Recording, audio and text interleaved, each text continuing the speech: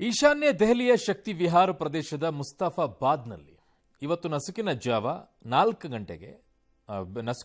4 ಅಂತಸ್ತಿನ ಕಟ್ಟಡ ಕುಸಿದು ಬಿದ್ದ ಪರಿಣಾಮ 11 ಸಾವಾಗಿದೆ.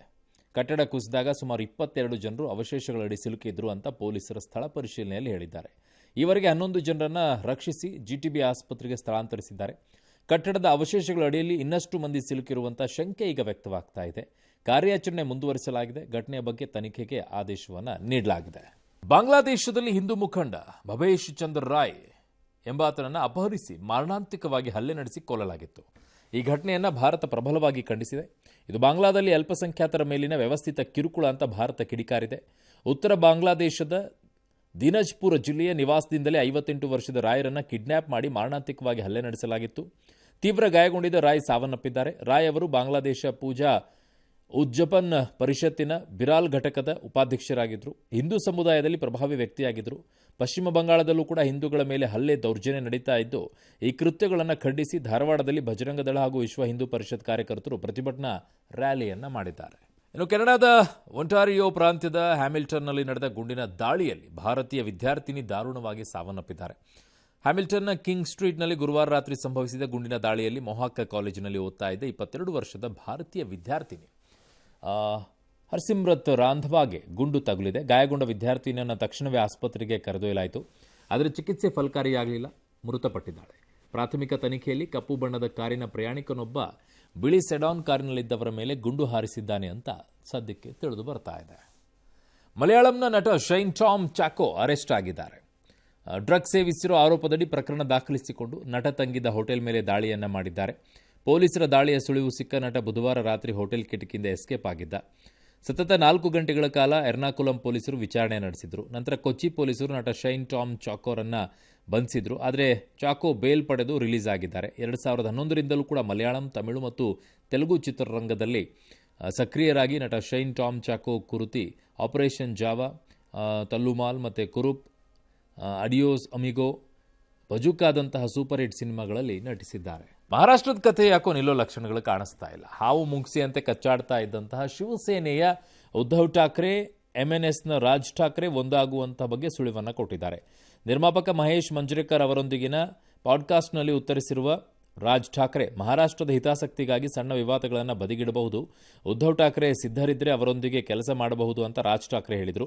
ಇದಕ್ಕೆ ತಮ್ಮ ಪಕ್ಷದ ಟ್ರೇಡ್ ಯೂನಿಯನ್ ವಿಭಾಗದ ಭಾರತೀಯ ಕಾಮಗಾರ್ ಸೇನಾದ ಸಮಾರಂಭದಲ್ಲಿ ಮಾತನಾಡಿದ ಉದ್ಧವ್ ಠಾಕ್ರೆ, ಮರಾಠಿ ಭಾಷೆ ಮತ್ತು ಮಹಾರಾಷ್ಟ್ರಕ್ಕಾಗಿ ಭಿನ್ನಾಭಿಪ್ರಾಯ ಬದಿಗಿಡಲು ನಾನು ಸಿದ್ಧ ಅಂತ ಹೇಳಿದ್ದಾರೆ. ಆದರೆ ರಾಜ್ ಠಾಕ್ರೆ ಮಹಾರಾಷ್ಟ್ರ ವಿರೋಧಿಗಳು ಅಥವಾ ಅಂತಹ ಪಕ್ಷಗಳಿಗೆ ಕೆಲಸ ಮಾಡುವವರೊಂದಿಗೆ ಸಹವಾಸ ಮಾಡಬಾರದು ಎಂಬ ಷರತ್ತನ್ನು ಹಾಕಿದ್ದಾರೆ. ಹೀಗಾಗಿ ಇಬ್ಬರೂ ಒಂದಾಗ್ತಾರಾ ಅನ್ನೋದು ಮಹಾರಾಷ್ಟ್ರದಲ್ಲಿ ಭಾರೀ ಚರ್ಚೆಗೆ ಈಗ ಗ್ರಾಸವಾಗಿದೆ. ಈ ಮಧ್ಯೆ ಮಹಾರಾಷ್ಟ್ರದಲ್ಲಿ ಹಿಂದಿ ಹೇರಿಕೆಗೆ ಆಸ್ಪದ ಕೊಡಲ್ಲ ಅಂತ ಕೇಂದ್ರ ಸರ್ಕಾರದ ವಿರುದ್ಧ ಉದ್ಧವ್ ಠಾಕ್ರೆ ಗುಡುಗಿದ್ದಾರೆ.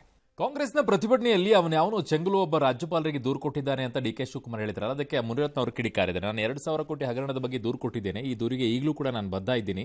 ಚೆಂಗಲು ಅನ್ನೋ ಪದ ಬಳಕೆ ಸರಿಯಿಲ್ಲ. ಡಿ ಕೆ ಶಿಗೆ ಆಣೆ ಪ್ರಮಾಣಕ್ಕೆ ಬರುವಂತೆ ಮುನಿರತ್ನ ಸವಾಲು ಹಾಕಿದ್ದಾರೆ.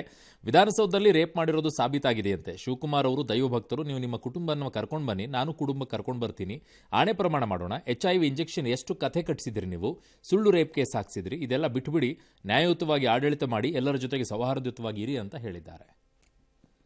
ಮಲೆಮಹದೇಶ್ವರ ಬೆಟ್ಟದ ವ್ಯಾಪ್ತಿಯಲ್ಲಿ ಬರುವ 18 ಗ್ರಾಮಗಳಲ್ಲಿ ಅನಾರೋಗ್ಯ ಮತ್ತು ಗರ್ಭಿಣಿಯರನ್ನ ಡೋಲಿಯಲ್ಲಿ ಆಸ್ಪತ್ರೆಗೆ ಸಾಗಿಸಬೇಕಾದ ಪರಿಸ್ಥಿತಿ ಎಲ್ಲ ಇತ್ತು. ಈ ಬಗ್ಗೆ ಪಬ್ಲಿಕ್ ಟಿವಿ ನಿರಂತರವಾಗಿ ವರದಿಯನ್ನು ಪ್ರಸಾರ ಮಾಡಿತ್ತು, ಅಲ್ಲಿರುವಂತಹ ಸಮಸ್ಯೆಯನ್ನ.